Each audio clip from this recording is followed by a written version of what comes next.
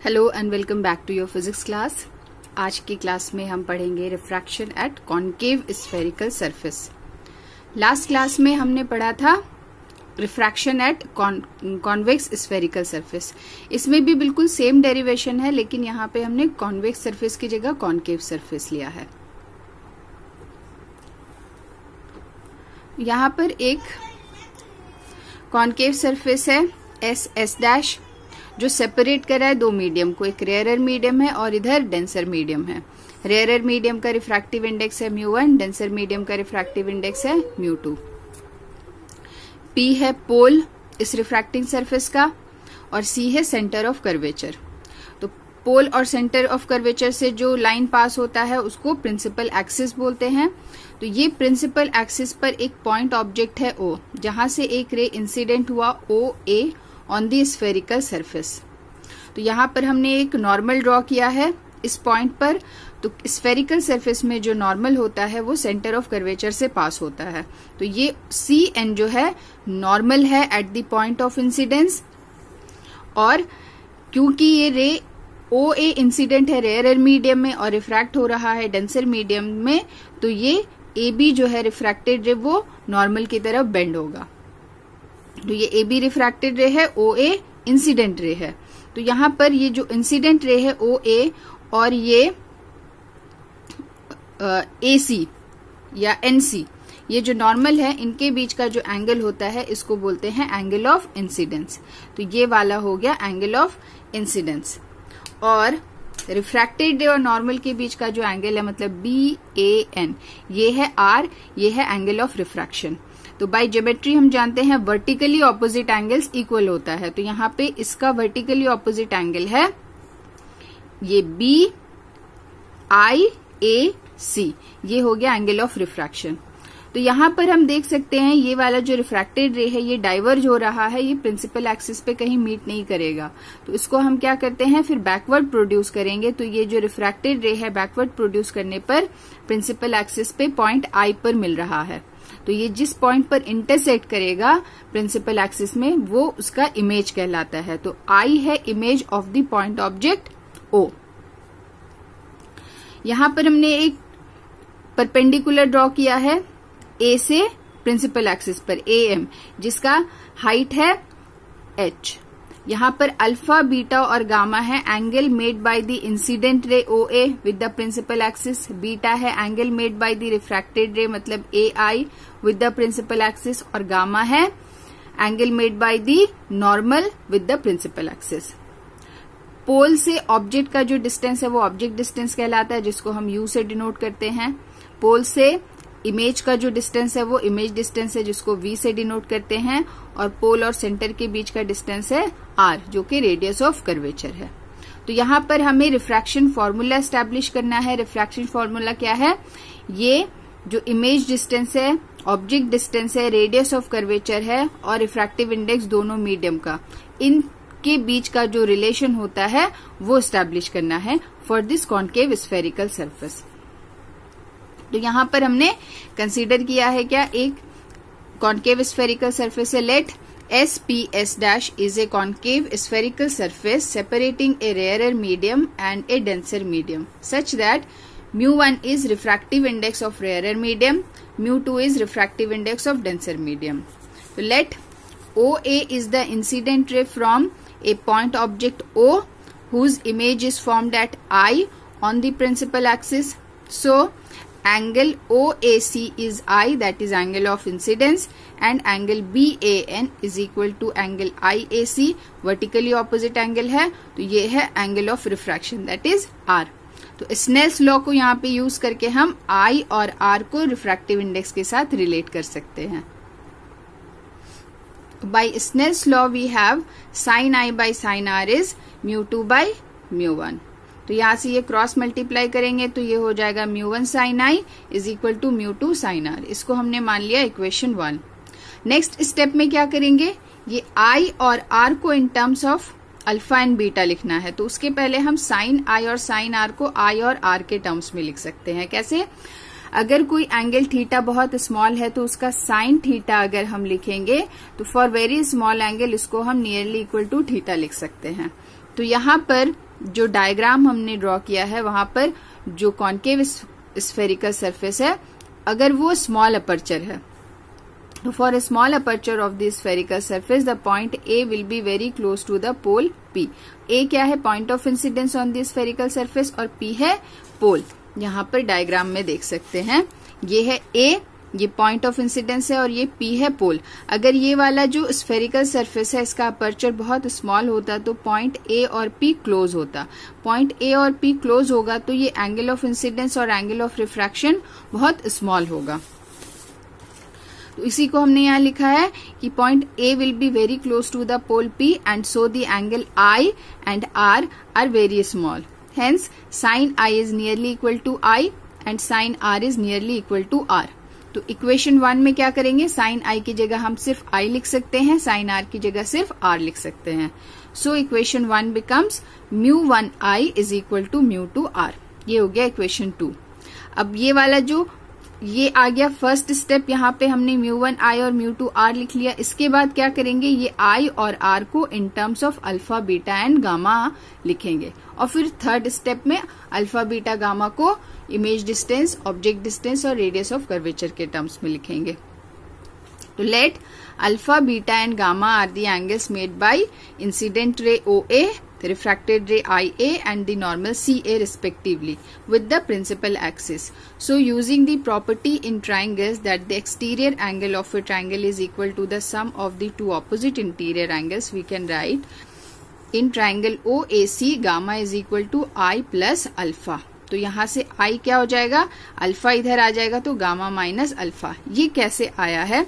हमने पिछले वाले क्लास में भी इसको एक्सप्लेन किया था कि अगर कोई ट्रायंगल है, किसी ट्रायंगल में जो एक्सटीरियर एंगल होता है वो इक्वल होता है दो ऑपोजिट इंटीरियर एंगल्स के सम के बराबर। तो यहाँ पे क्या है? Triangle OAC।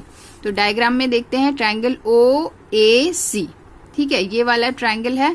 तो इस ट्रायंगल में ये जो गामा है ये एक्सटीरियर एंगल है, मतलब ट्रायंगल के बाहर इसका ऑपोजिट इंटीरियर एंगल क्या है? ये I और अल्फा। तो gamma will be equal to I plus alpha. तो यहाँ पे यही लिखा है gamma is equal to I alpha, तो यहाँ से I will be equal to gamma minus alpha. इसके बाद नेक्स्ट क्या है relation? In triangle IAC। IAC क्या है? ये वाला ट्रायंगल IAC, इसमें क्या होगा? इसमें फिर गामा क्या है? Gamma is exterior angle, opposite interior angle है बीटा और R, तो gamma will be equal to beta plus R।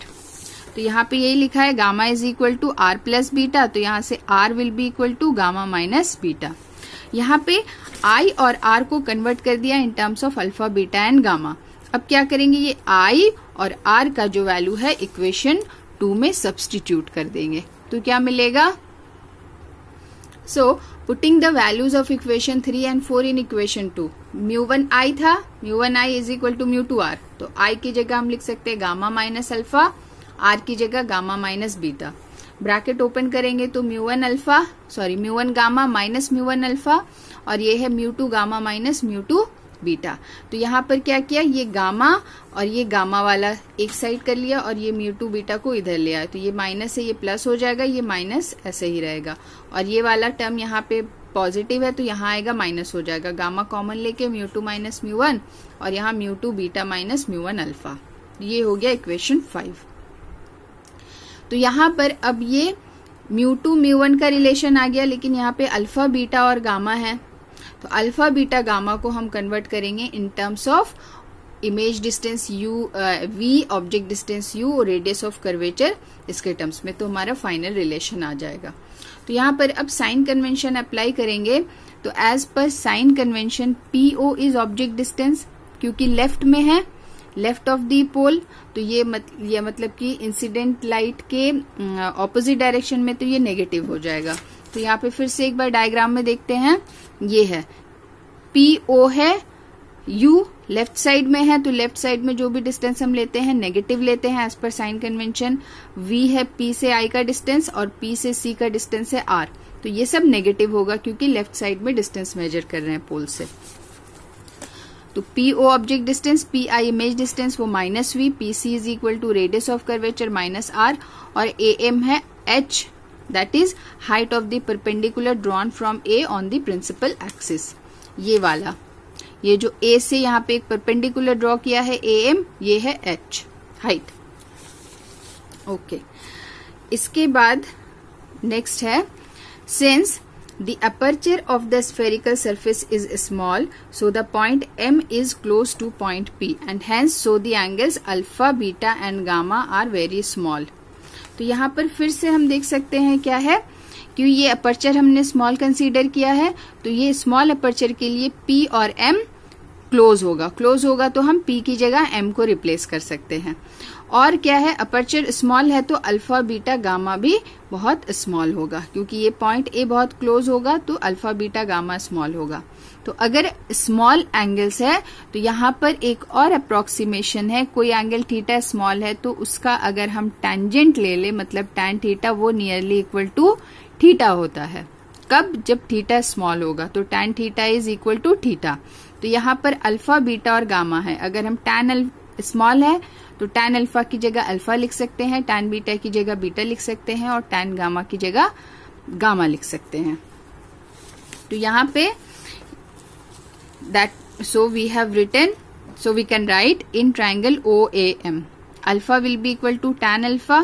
तो OAM क्या है, ये वाला ट्रायंगल OAM, ये परपेंडिकुलर है, ये बेस है, तो tan alpha will be equal to perpendicular by base, मतलब AM बाय MO।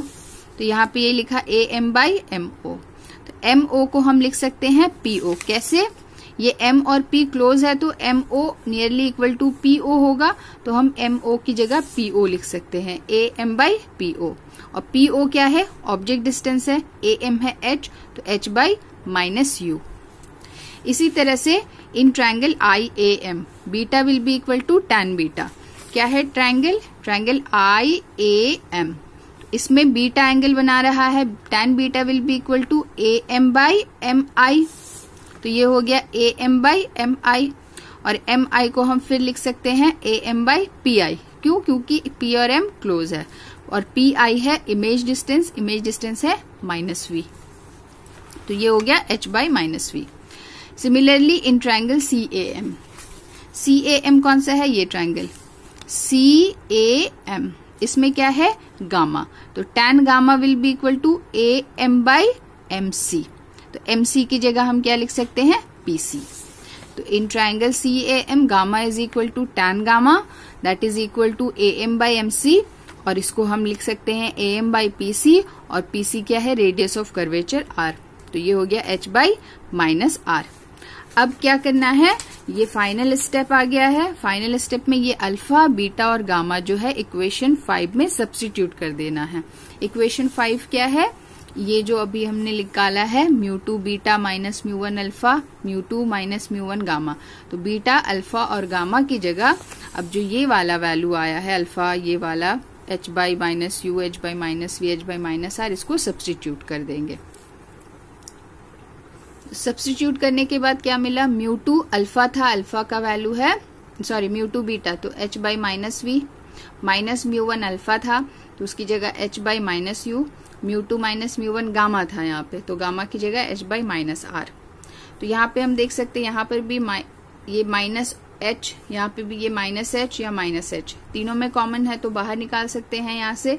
तो इसमें ये बाहर आ गया, इसमें भी ये -H बाहर आ गया, तो -H कैंसिल हो गया। यहाँ पे क्या बचेगा? -H अगर बाहर ले लेंगे तो ये μ2 by V minus μ1 by U, और यहाँ μ2 minus μ1 by R। Final relation क्या आया है? μ2 by V minus μ1 by U is equal to μ2 minus μ1 by R। और यही है the relation between image distance, object distance, radius of curvature and the refractive indices of the two media. कौन सा media? जिसको वो स्फेरिकल सरफेस सेपरेट कर रहा है।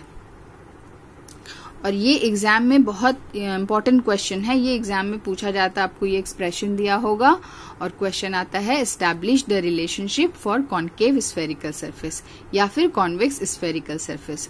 तो कॉन्वेक्स स्फेरिकल सरफेस में हमने पिछले वीडियो में डिराइव किया है, सेम रिलेशन आता है, और कॉन्केव में भी सेम है। तो कॉन्केव हो या कॉन्वेक्स हो, दोनों के लिए सेम रिलेशन आता है। तो इस पे बेस सिर्फ जो न्यूमेरिकल प्रॉब्लम्स होगा उसमें हम साइन कन्वेंशन यूज करके u और v का साइन कंसीडर करेंगे, बाकी रिलेशन दोनों का सेम है। So this expression relates the object distance, image distance and refractive indices of the two media for a concave spherical surface. तो यहाँ पर एक स्पेशल कंसीडरेशन करते हैं, स्पेशल केस। मान लेते हैं कि जो रेयरर मीडियम है, रेयरर मीडियम कौन सा, लेंस इस तरह से जिस मीडियम में लाइट इंसिडेंट हुआ वो रेयरर मीडियम, जिसमें रिफ्रैक्ट हो रहा है वो डेंसर मीडियम है। तो यहाँ जो रेयरर मीडियम है वो अगर एयर है तो एयर होगा, तो रेयरर मीडियम का रिफ्रैक्टिव इंडेक्स μ1 है, तो यहाँ पे अगर एयर कंसीडर करते हैं तो μ1 विल बी इक्वल टू 1। मान लेते हैं जो डेंसर मीडियम का रिफ्रैक्टिव इंडेक्स μ2 है वो इक्वल है μ के, ठीक है। तो μ1 बराबर 1, μ2 बराबर μ। तो हम क्या करेंगे, यहाँ इक्वेशन 6 में μ2 की जगह μ, μ1 की जगह 1 रख देंगे। यहाँ μ2 की जगह μ और μ1 की जगह 1, तो क्या मिलेगा। So from equation 6 we get mu by v minus 1 by u is equal to mu minus 1 by r। ये स्पेशल ये रिलेशन कब होगा, जब रेयरर मीडियम जो है एयर है, मतलब लाइट इंसिडेंट हुआ एयर में और रिफ्रैक्ट हो रहा है किसी भी डेंसर मीडियम में, जिस डेंसर मीडियम का रिफ्रैक्टिव इंडेक्स है म्यू।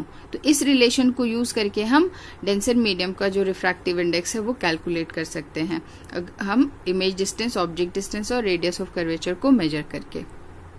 कभी कभी ये वाला रिलेशन भी दिया होता है एग्जाम में, और लॉन्ग में आता है 5 मार्क्स वाले में कि establish the relationship for a concave या फिर कॉन्वेक्स स्फेरिकल सरफेस।